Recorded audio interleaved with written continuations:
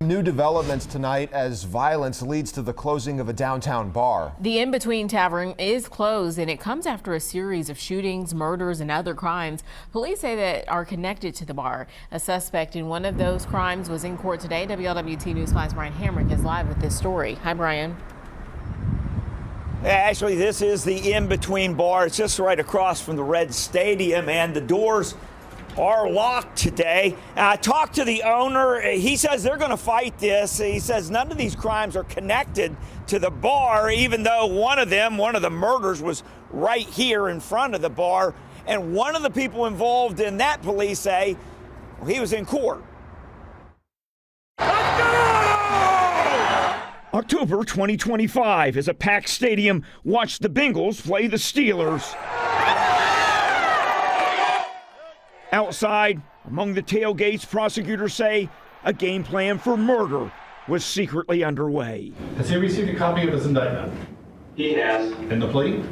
The plea is not guilty. Philip Shaw, 41, is now charged with a list of crimes, including murder, felonious assault, and theft. He's charged, along with his brother, Robert Shaw, 50, of planning a covert misdirection play to cover their tracks. The defendant and the co-defendant were sitting in a truck that had been stolen out of Kentucky.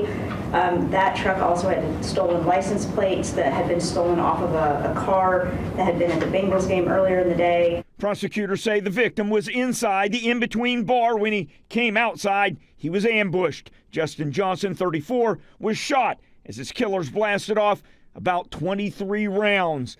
Johnson was killed. He does deny these charges and is asking for a reasonable bond. The In-Between bar has been the backdrop for several recent crimes, including another murder. Tobias Hood was killed on a party bus outside. The driver, Raymond Chambers, was shot in the face. He survived. In a separate incident in February, the city has worked to close the In-Between Tavern, citing even more crimes they say are tied to the bar, including another assault and robbery. Meanwhile, back at court, I am setting a very substantial bond. It will be $1 million straight. Philip Shaw will be coming up with a defense plan against a case of planning a murder. Yeah, now the city filed a lawsuit after they say these crimes that were connected. Now we're told that the person who had the bar before will not transfer the liquor license.